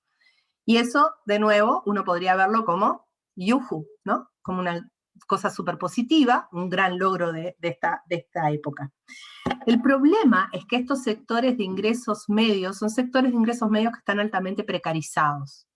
No son elegibles para muchos de los beneficios sociales porque no caen por debajo de un cierto umbral de ingreso, como habíamos dicho. Tienen empleos de muy mala calidad, en condiciones contractuales flexibles, con lo cual lo que decía Michael, los despiden con gran facilidad, o no generan derechos laborales, etc. Y todo lo pagan, ¿verdad? Como no reciben estos beneficios, no son elegibles para beneficios, se rascan con sus propias uñas. Entonces es un grupo de gente que está muy desamparada, por decirlo de alguna manera, y que cualquier cimbronazo o bien los tira por debajo de la pobreza, o bien nos muestra la cara fea de esta desprotección. Esto es lo que vimos en Brasil, esto es lo que vimos en Chile, ¿qué es lo que estamos enfrentando en países que en realidad habían tenido avances muy sustantivos? ¿Por qué sale la gente a la calle a protestar? ¿Por qué salieron los brasileros a protestar en masas y no eran los pobres los que salieron a las calles? ¿Por qué salieron los chilenos a las calles? ¿Por qué están los chilenos en las calles indignados y frustrados? En un país que además tiene niveles de empleo sumamente altos para estos dos países, digamos, tanto Brasil como Chile no tienen niveles altos de desempleo, ¿no? ¿Y por qué está saliendo la gente a la calle? Porque justamente lo que tenemos, yo no sé si es una pobreza oculta, sino que tenemos sectores de ingresos medios altamente precarizados que cualquier problema, y cualquier problema a nivel individual, un divorcio, una enfermedad, los deja en una situación de desprotección extrema. Y yo creo que el COVID dejó en evidencia esto de lo que yo les estoy hablando, ¿verdad? Es gente que no tiene capacidad de ahorro. Yo no tengo los datos para toda América Latina, pero por ejemplo en Chile, que es un caso que yo por razones obvias he seguido más, si uno mira por quintil de ingreso, el único quintil de ingreso que genera ingresos suficientes para cubrir sus necesidades es el quintil superior de ingresos. Solamente ese, el resto de la población no le alcanza. No le alcanza aunque estén trabajando. no les da. Y entonces tenemos ese grupo enorme de gente que si quiere que sus hijos vayan a la universidad, tienen que hacer un esfuerzo enorme, tienen que decidir a cuál mandan a la universidad y cuál no. Entonces, yo creo que el problema de fondo más en este momento, más que la pobreza, que es un problema, digamos, respecto a la pregunta de Jenny y Michael, el rótulo es precarización. O sea, son, de nuevo, estos sectores de ingresos medios altamente precarizados, estos ex pobres que están en una situación de mucha vulnerabilidad. La pregunta de Alejandro, a ver, sí, yo estoy de acuerdo contigo, y sobre todo en el caso peruano, ¿verdad? Que uno podría, que es justamente uno de los casos que uno pone como ejemplo negativo muchas veces, ¿no? Del funcionamiento de las estructuras estatales. Pero yo primero no estoy de acuerdo con que en nuestros países, en América Latina, no. O sea, tenés países en los que en Costa Rica el Estado funciona razonablemente bien. En Uruguay el Estado funciona razonablemente bien. Entonces, yo creo que primero hay que hacerse la pregunta de por qué a veces el Estado funciona y a veces no. Es una pregunta empírica, ¿verdad? Segundo, yo creo que hay que hacerse la pregunta de cómo lo hicieron estados que tenían falencias enormes para transformarse en estados más o menos eficientes. Y ahí podemos mirar experiencias del norte global. Entonces, yo sinceramente no creo que la solución pase. Y por otro lado, yo creo que tenemos un capitalismo predatorio en América Latina, en muchos casos, no siempre, pero en muchos casos. O sea, si tú miras las investigaciones, por ejemplo, de Ben Roth-Schneider, que es un profesor del MIT, así, no es como el paladín del comunismo internacional, o sea, digamos, estamos hablando de un profesor del MIT que investiga el capitalismo latinoamericano, lo que te muestra es que es un capitalismo que no necesariamente aporta a la construcción de los estados, o sea, revienta el medio ambiente, no entrena a los trabajadores, no se preocupa por entrenar a sus trabajadores, por ofrecerles buenas condiciones. Entonces, digamos, si miramos la literatura más bien de variedades del capitalismo, América Latina está al debe también respecto de sus sectores privados. Entonces, a mí lo que me preocupa es que está bien, no tengamos Estado, pero ¿qué vamos a tener? ¿Vamos a tener privado, pero este capitalismo predatorio del que habla Ben Roth-Schneider, o qué vamos a tener en su lugar? Entonces, para mí la pregunta, más que si es una cosa o la otra, es cómo logramos fortalecer esas estructuras estatales. Yo creo que Perú la tiene particularmente difícil porque lo que tiene es, como dice Scott McWherry, un inchoate party system, un sistema de partidos inexistente, o sea, fuera del APRA, que es lo único que tendría algo parecido a raigambre nacional. Vos lo que tenés es una ausencia, y que ni siquiera existe, digamos, ahora. Tenés una ausencia de estructuras partidarias, no tenés quien agregue las preferencias ciudadanas. Entonces, en ese contexto es muy difícil funcionar. Yo creo que necesitamos partidos fuertes que compitan por encantar las mentes y corazones, como dicen, ¿no? Hearts and minds de la gente. O sea, necesitas competencia electoral, necesitas democracia. Necesitas calidad de la democracia, necesitas muchas cosas que no tenemos. Disculpe? Sí. Pero usted me ha dado datos, o sea, de Uruguay y de Costa Rica, que son países de poblaciones muy pequeñas, que Sí. Perú le cuadriplica, inclusive a Uruguay le pasa 10 veces en población. Y yo le digo lo mismo, yo soy, por ejemplo, muy de ideología kemalista, que es equivalente, lo que usted dice, tiene algunos principios relacionados con el APRA que usted dice en Perú. Y yo le puedo decir que, por ejemplo, en Turquía, que es un país que triplica personas a Perú, podemos hablar de un Estado bastante funcional, pero es una realidad social y una mentalidad completamente distinta a la latinoamericana, porque algo que hay, por ejemplo, que hay en algunos países, es un sentimiento nacionalista y de amor a su país tan fuerte, el cual nosotros muchas veces inclusive carecemos, ya sea por regionalismos, porque está todo muy centralizado.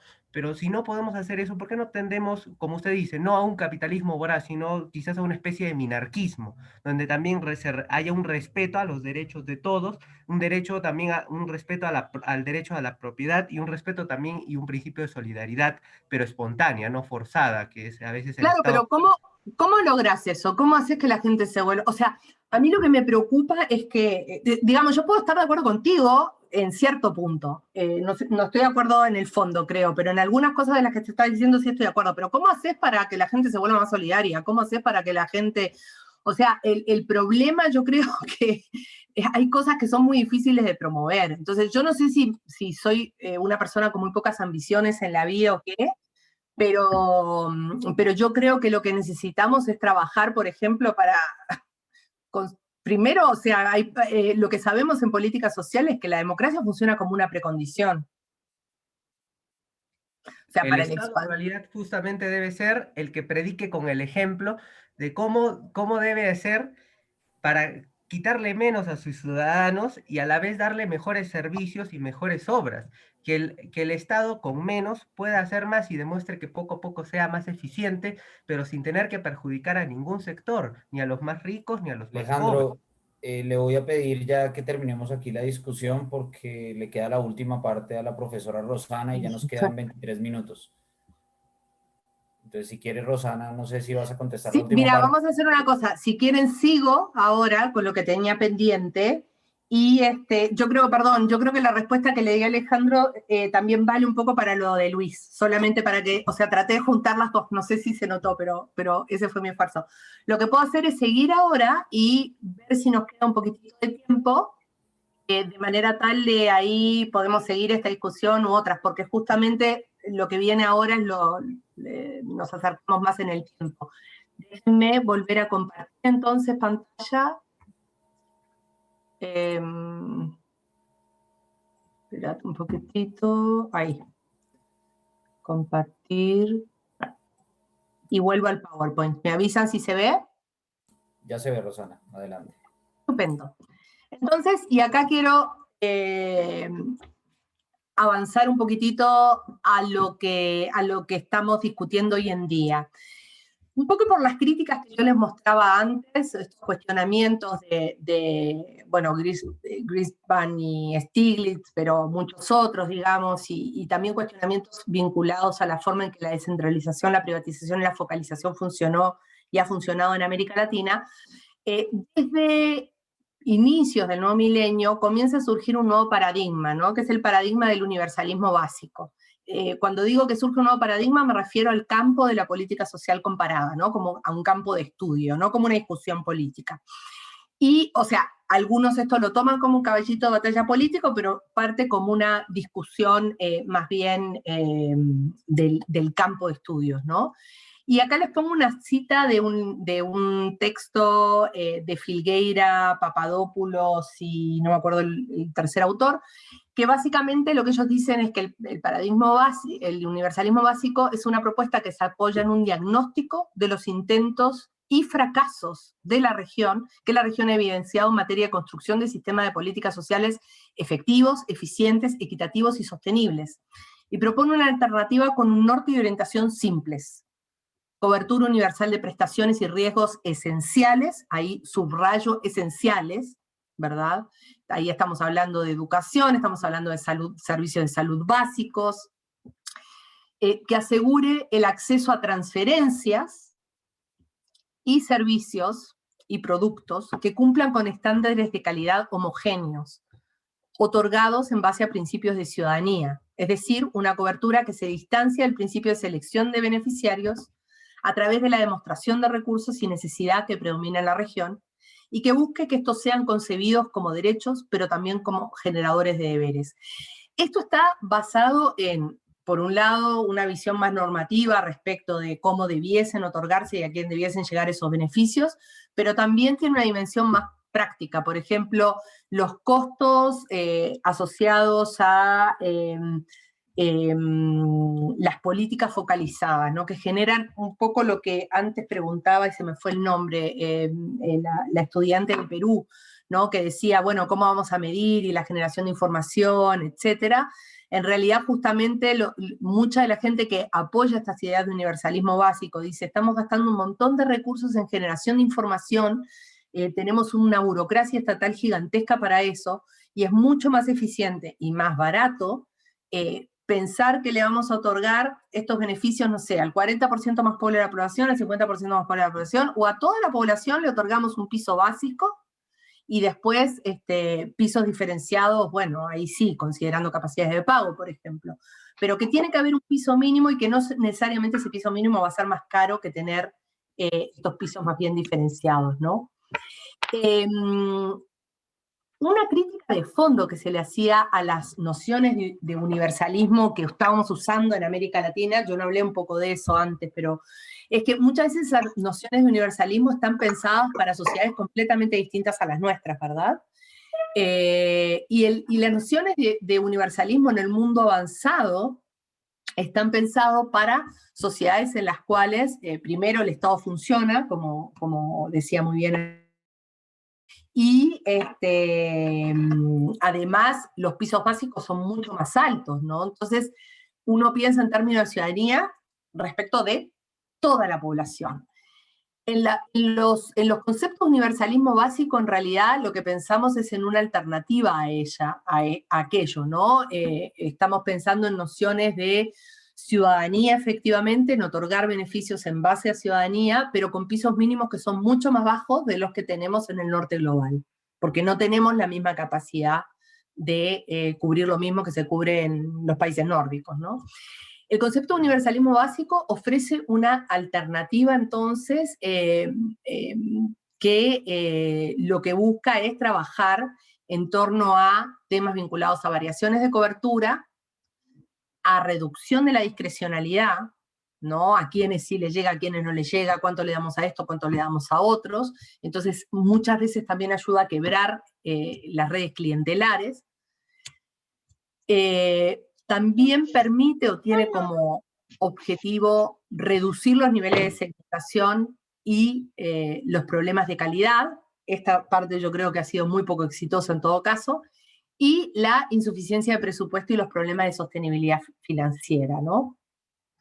Por otro lado, los conceptos de universalismo básico lo que buscan es... se me fue. Enfatizar la idea de universalismo como continuo. Esto es súper importante, y no como compartimiento estanco, que es un poco lo que pasa con las definiciones del norte global, donde el universalismo no está pensando en pisos mínimos, sino mínimos que son bastante altos y que están orientados a toda la ciudadanía, mientras que en América Latina finalmente lo pensamos como una especie de continuo. Y acá les estoy poniendo un ejemplo para que vean cómo funcionan este tipo de conceptos. Esto viene del texto de Jennifer Preble, Party Politics and Welfare Systems, y ella lo que dice es que las políticas, el concepto de universalismo se refiere a políticas sociales que garantizan cobertura para un conjunto de servicios esenciales, de nuevo, subrayando esenciales, educación preescolar, educación primaria, secundaria y salud. Eso es lo que consideramos servicios esenciales, y que aseguren un mínimo básico de ingresos durante los años laborales y después abandonar el mundo laboral. O sea que estamos pensando en transferencias que muchas veces que no sean condicionadas y que vayan dirigidas a el grueso de la población, que o por lo menos garanticen un piso básico a un segmento importante de la población. De este modo, el concepto de universalismo reconoce el importante rol del gasto público social, al tiempo que se ocupa de cuestionar si ese gasto alcanza a los sectores más marginalizados.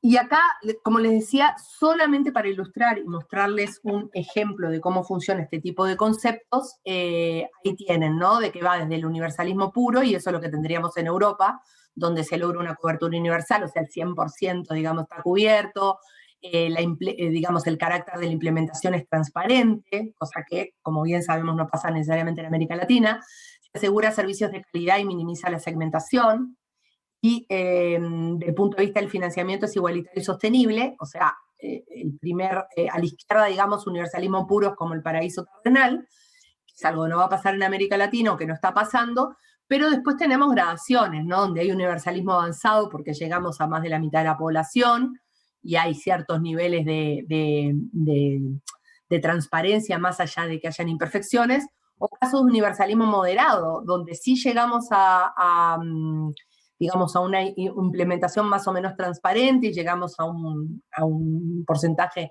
no menor de la población, pero igual tenemos problemas y limitaciones.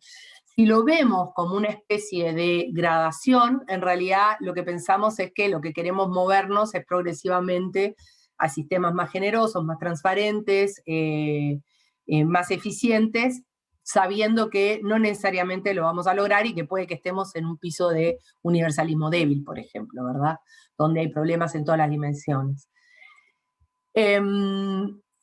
Voy a avanzar un poquitito entonces para hablar de, en los minutos que me quedan, de lo que pasa en el nuevo milenio respecto de la adopción de este paradigma, ¿no? Cómo se traduce en términos prácticos y qué es lo que logramos. En realidad, más allá de las limitaciones y más allá de los casos individuales, lo que vemos en el nuevo milenio es que hubo una marcada expansión de las políticas sociales casi en todos lados. Esa marcada expansión de las políticas sociales en el nuevo milenio tuvo lugar en los países más pobres y los países más afluentes, es decir, países que nunca habían tenido absolutamente nada, ninguna institución de protección social más o menos funcional, comenzaron a tenerla, con los problemas que tuviesen, pero comenzaron a tenerla, y los países más ricos lograron seguir avanzando y expandiendo. Se dio en los países pioneros en términos de la seguridad social, en Argentina, en Brasil, en Uruguay, en Chile, pero también en países de desarrollo tardío. Afectó a distintos sectores, o sea, vemos una ampliación de los sistemas de pensiones, en políticas de reducción de la pobreza, en salud, en educación, en vivienda, etc.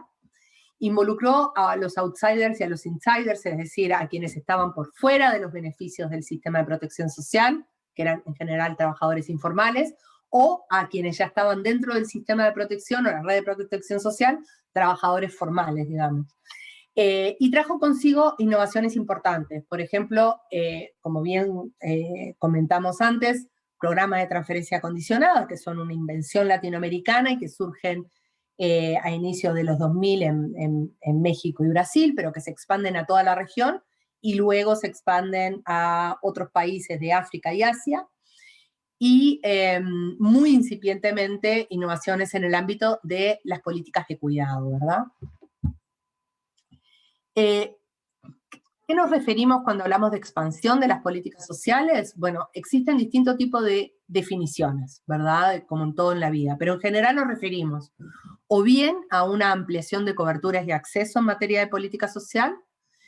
Por ejemplo, en Colombia hubo una ampliación enorme de cobertura en el ámbito de la salud, ¿no? En el 90 tenían 1/3 de la población cubierta, hoy la cobertura alcanza al 90 y tanto %, a pesar de que el acceso sigue teniendo enormes problemas y sigue habiendo enormes problemas de calidad, etc. Se adoptan, hay otro tipo de definiciones que hablan de expansión pensando en términos de adopción de nuevos o mejores beneficios, definiciones que hablan de una mayor o no presencia estatal en provisión y financiamiento, y hay otras definiciones que enfatizan innovaciones en materia de política social. Y a veces hay definiciones que toman todos estos elementos que yo mencioné antes. Pero hay algunos matices en estas definiciones. Por ejemplo, una de las definiciones más usadas es la de Candelaria Garay, que define la expansión como la creación de nuevos beneficios sociales o expansión de beneficios preexistentes de forma significativa que alcanza al menos un 35% de la población de outsiders, es decir, de los que antes no recibían nada. Yo, por ejemplo, tomo una definición similar a la de Candelaria, pero lo que enfatizo es que la expansión de las políticas sociales debe ser entendida como la extensión de coberturas, la adopción de nuevos o mejores beneficios y una presencia estatal en la provisión y el financiamiento, sin distinguir entre outsiders e insiders. Y en el medio hay millones de otras definiciones. Pero como piso mínimo estamos pensando en ampliación de coberturas.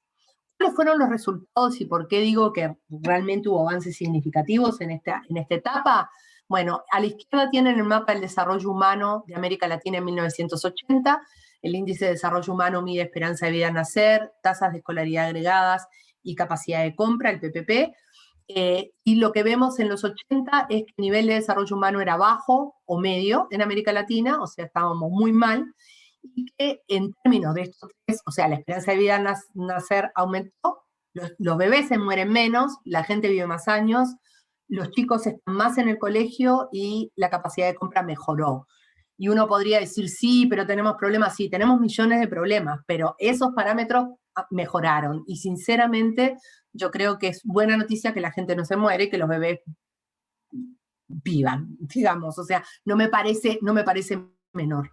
Y efectivamente, lo que vemos es que el nivel de desarrollo humano, si lo vemos como semáforo en América Latina, Latina mejora de manera sustantiva, y lo que yo les decía, a partir de 2002 la pobreza cae y cae también la indigencia, a pesar de que se estabilizan y alcanzan prontamente una meseta. Pero, o sea, bajamos de un 48% en el 90 a un 28% en 2014, y respecto a la indigencia de un 22.6% a un 12%. Y no es menor esa reducción. Desde el punto de vista de la literatura, la gran pregunta entonces es ¿por qué ocurre esta expansión? ¿Cuáles son las explicaciones? Parte de la literatura, bueno, y solamente mostrarles acá, tenemos las ampliaciones, por ejemplo, en materia de cobertura de educación. Miren cómo ha habido un aumento en casi todos los países para los que tenemos datos. Acá tenemos la cobertura en términos de afiliación al sistema de pensiones y a los sistemas de salud de los asalariados, y también vemos que hay un aumento muy significativo, casi en todos los países y en algunos países muy sustantiva. Entonces, ¿por qué se produce esto? Bueno, algunos dicen que es por el giro a la izquierda, ¿verdad? A principios de los 90 había solamente 2 o 3 países gobernados por la izquierda.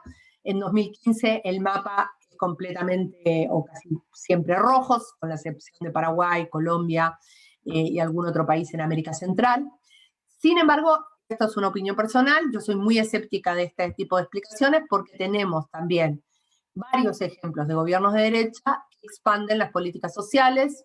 En México, el Seguro Popular metió a 53 millones de mexicanos en el sistema de salud, que antes no tenían absolutamente nada. Bueno, todos los países gobernados por la derecha introducen programas de transferencia condicionada. En el caso de Colombia, la ampliación de salud es muy significativa y suma y sigue, ¿verdad? Y otros que creen que la expansión se dio porque hubo un boom de los commodities, es decir, un auge de la exportación y en los precios internacionales de las materias primas, y acá tienen en azul ese incremento. Sin embargo, como muestra también Ocampo, si uno piensa en términos de intercambio, nos damos cuenta que en realidad no todos los países ganaron con el auge de las materias primas.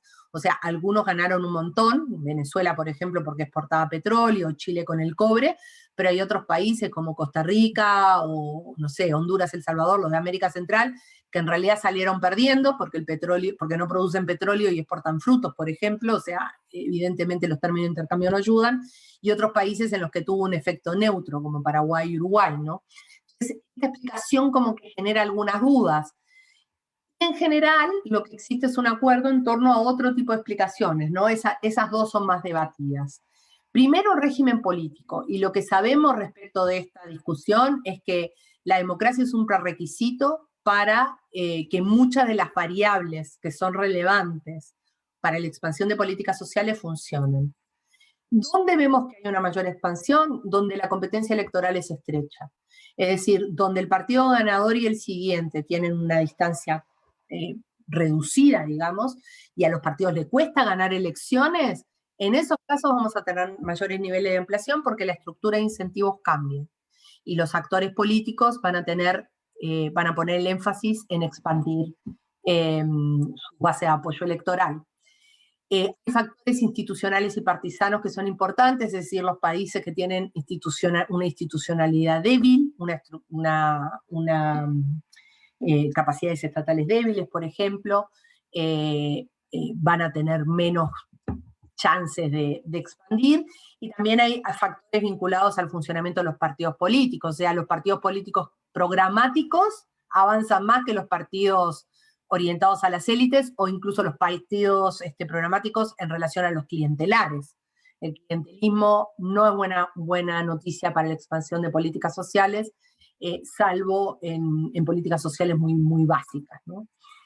Luego, el rol de las organizaciones no gubernamentales y la movilización, la sociedad civil fuerte es importante. En los casos donde encontramos sociedades civiles fuertes, con capacidades movilizatorias, con capacidades de presión, con acceso a los tomadores de decisiones, la expansión suele ser mayor que en casos donde la sociedad civil es débil o está capturada por los agentes del Estado. Y respecto a otras explicaciones, no para todas las políticas, pero para las políticas, por ejemplo, de reducción de la pobreza, las teorías de difusión son bastante potentes, la difusión de las ideas y modelos, ¿verdad?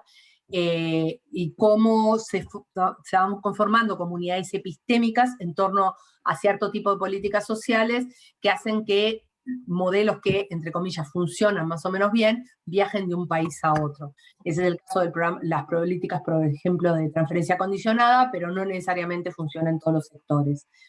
Y hay explicaciones vinculadas también a los legados de la política social, los países que ya habían construido una institucionalidad fuerte o que contaban con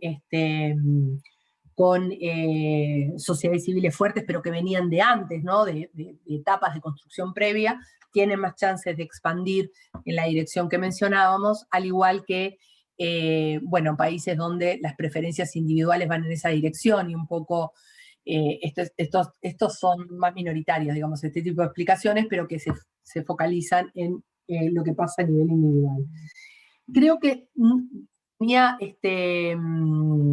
un video para compartir que no voy a compartir ahora, que es el video que armamos con la red de política social que coordino, PolSoc, pero no nos da el tiempo, así que solamente quiero cerrar con los temas y los desafíos pendientes de la política social. Primero, yo creo que tenemos que estudiar mucho más implementación. Sabemos mucho menos de implementación que cuando pensamos en el ciclo de la política pública que de los procesos de creación. O sea, sabemos por qué se expande, pero no por qué se aplica mejor en unos lados que en otros. Ese es un tema más o menos pendiente, a pesar de que en los últimos 2 años salieron varios libros excelentes en esa dirección. Tenemos que mirar un poco más el acceso que la cobertura, y en Colombia saben muy bien que acceso no es igual a cobertura, ampliación de cobertura no es igual a ampliación en el acceso, como decía antes, refiriéndome al caso de la expansión de coberturas en salud en el caso colombiano, ¿no? Sabemos que el acceso funciona a punta de tutelas, no necesariamente porque la cobertura se amplió.